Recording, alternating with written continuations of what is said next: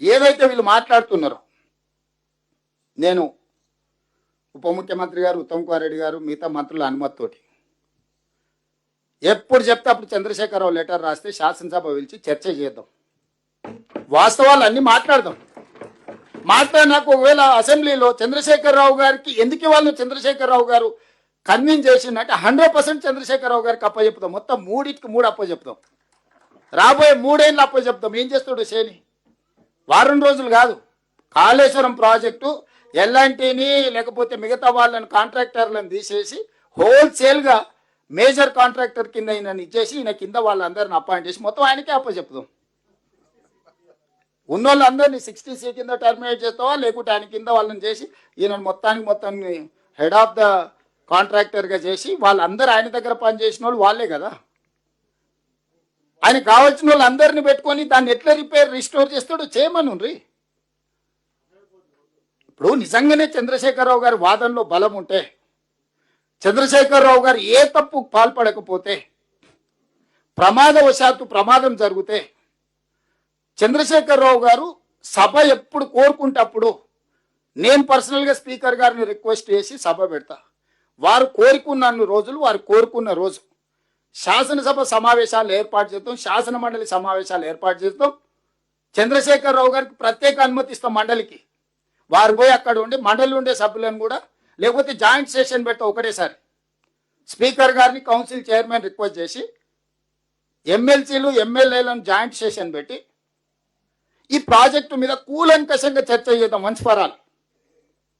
నిజంగానే మా అనుభవంలో ఏమైనా మేము తీసుకునే నిర్ణయాల ఆలస్యం ఉంటే వారిని కన్విన్స్ చేయమనుండ్రి. ఎక్స్పర్ట్స్ని కూడా అలౌ చేద్దాము. అడ్వకేట్ జనరల్ ఇట్లా ఎక్స్పర్ట్స్ని మనం సబ్జెక్ట్స్ ఎక్స్పర్ట్స్ని కూడా హౌస్లోకి with speaker permission or council chairman permission మనం అలౌ చేయొచ్చు.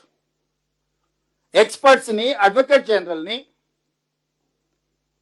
సభలోకి పిలిచి జాయింట్ సెషన్ ఏర్పాటు చేసి వన్స్ ఫర్ ఆల్ చర్చ చేద్దాం. ఈ ప్రభుత్వం పారదర్శకంగా ఉంది. ఇక్కడ ఉన్న మిత్రులకు నేను స్పష్టంగా చెప్పదలుచుకున్నా, కేసీఆర్ చేసిన తప్పులకు తెలంగాణ ప్రజలకు శిక్ష పడకూడదు. తెలంగాణ ప్రజలు కట్టిన పన్నులు సొమ్ము వృధా కాకూడదు, గోదావరి పాలు కాకూడదు. చాలా ప్రాజెక్టులు కేసీఆర్ కట్టిన వాటిని వినియోగిస్తలేమా? సెక్రటేరియట్ కట్టిన వాడుకుంటూ వదిలేసినామా? తమిళనాడులో అట్లనే కడితే దాన్ని వేరే దానికి ఇచ్చిండ్రు. ఇంకొకటి ఏదన్నా కేసీఆర్ ఏదన్నా చెప్తే ప్రజలకు పనికొచ్చేది ఉంటే షాదీ ముబారక్ అయినా, కళ్యాణ లక్ష్మి అయినా, రైతు బంధు అని ఆయన పెడితే దాన్ని 2000 పెంచి రైతు భరోసా చేసి ఇంకా పెంచి ఇచ్చినాం కదా.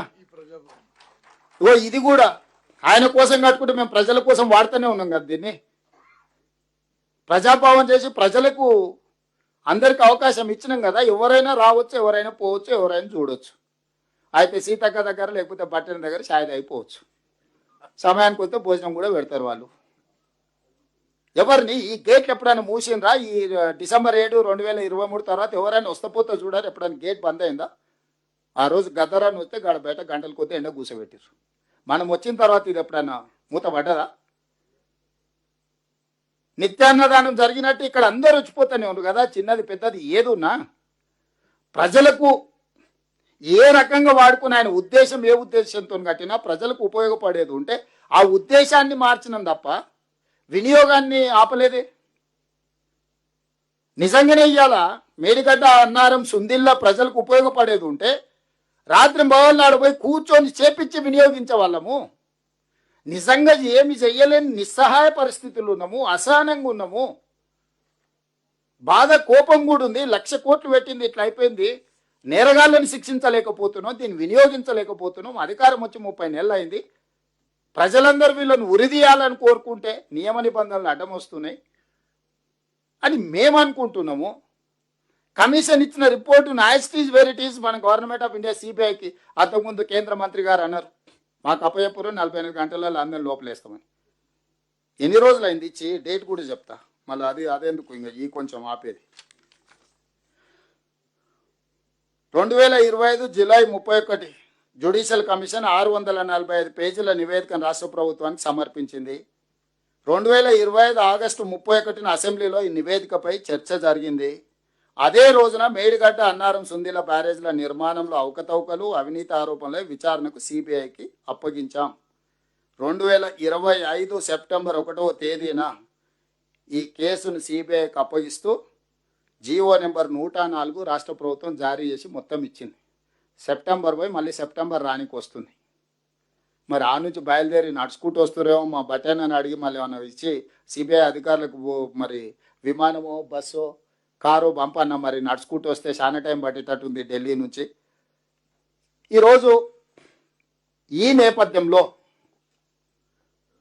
ఎదురుదాడి చేసి పాత అన్ని మర్చిపోయినరు, మళ్ళీ కొత్త రాగం తీయాలని కొత్త రాగం ఫస్ట్ పిల్లలతో తీపిస్తున్నాడు.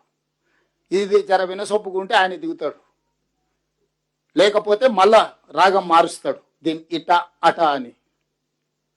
సో స్పష్టంగా ప్రజాభవన్ నుంచి చంద్రశేఖరరావు గారికి సూటిగా నా విజ్ఞప్తి, శాసనసభ శాసన మండలి ఉమ్మడిగా సమావేశాన్ని ఏర్పాటు చేద్దాం. మీరు స్పీకర్ గారికి లేఖ రాయండి, తారీఖు చర్చ జరగాల్సిన ఎన్ని రోజులు. మేము కూడా ప్రభుత్వం నుంచి లేఖ ఇచ్చి చర్చ పెట్టిద్దాం. ఏ మాత్రం కూడా మీ గౌరవానికి, మీ మర్యాదకు, మీ చర్చకు అడ్డు రాకుండా సభను సజావుగా నడిపించే విధంగా మా లెజిస్లేటివ్ అఫేర్స్ మినిస్టర్ మిత్రులు శ్రీధర్ బాబు గారు బాధ్యత తీసుకుంటారు. నేను వారికి సహకరిస్తాను. నేను స్పీకర్ గారిని కూడా విజ్ఞప్తి చేస్తాను, హౌస్ను ఆర్డర్లో పెట్టి చంద్రశేఖరరావు గారు ఏ ఉద్దేశంతో ఏ విధానంతో, స్పీకర్ సార్ కూడా ఇక్కడ ఉన్నారు, వారికి కూడా నేను విజ్ఞప్తి సార్. ఆయన సీనియర్ లెజిస్లేటర్, 10 years చీఫ్ మినిస్టర్గా పనిచేశారు, 9.5 years. ఆయన గౌరవానికి ఆయన మర్యాదకు భంగం కలగకుండా ఎవరైనా భంగం కలిగించేటట్టు వాళ్ళ పట్ల మీరు కఠినంగా చర్యలు తీసుకోండి. వాళ్ళ సభలో నుంచి బయట కూర్చోబెట్టండి. వారు ఏమేమి మాట్లాడతారు మొత్తం చెప్పమని ఉండ్రి. నిజంగానే నిపుణుల కంటే మేధావిగా చంద్రశేఖరరావు గారు ఏదైనా సూచన చేస్తే డెఫినెట్గా ఈ ప్రభుత్వం అడాప్ట్ చేసుకుంటుంది. మాకు కావాల్సిందే అది కదా. ఇన్ని ఎక్స్పర్ట్స్ కమిటీలను, ఇన్ని ఎక్స్పర్ట్ ఏజెన్సీలను ఎందుకు ఎంగేజ్ చేస్తున్నాం విత్ ఫీ? జరిగిన తప్పిదాన్ని సరిదిద్దుకోవడానికి. సరిదిద్దడం ఇంకో పెద్ద తప్పుగా మారింది అనుకో, అది అత్యంత ప్రమాదకరంగా మారుతుంది. సరిదిద్దే ముసుగులో చిన్న తప్పు కంటే ఇంకా పెద్ద తప్పు జరిగిందనంటే నష్టం వస్తుంది. కాబట్టి అందుకే ఎక్స్పర్ట్స్ ఒపీనియన్కి ప్రాధాన్యత ఇస్తున్నాము, అందుకే ఫీజు ఇచ్చి ఎంగేజ్ చేస్తున్నాము, ఉచిత సలహాలు కాకుండా. మరి ఎందుకు మీరు ముందుకు రారు? మీకు బాధ్యత లేదా? మీరు జీతభత్యాలు తీసుకుంటలేరా? మీకు హోదా లేదా? మీకు జీతభత్యాలు ఉన్నాయి, ప్రతిపక్ష నాయకుడు హోదా ఉంది, ప్రజలు మీరు సభకు వచ్చి మాట్లాడాలని